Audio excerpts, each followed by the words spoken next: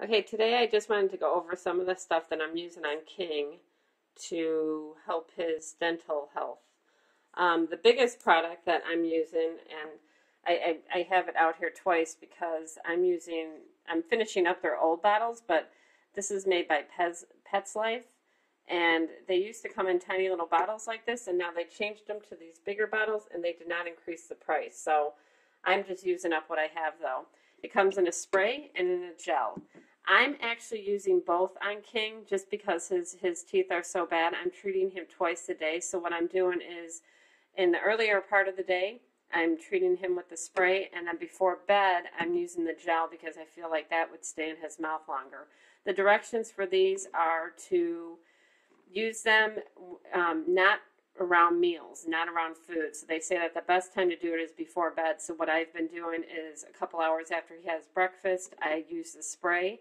And then before bed, I use this. And it also says that you don't need to brush. But again, because King's teeth are so bad, I am just using a gauze pads, which I have here.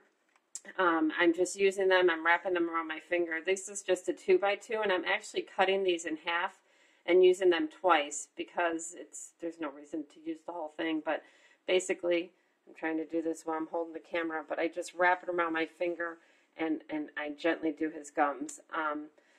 And I'm going to show you how I'm doing all this in another video. The other two products that I'm using this is the Manuka Honey. We do not carry this, so you would have to get it online. This I'm just putting in his mouth once a day so that he doesn't get an infection. It's a raw Manuka honey. I thought it was organic, but it's not. But it's got antibacterial properties, which is going to help prevent him from getting an infection. So I will show you how I'm using that too.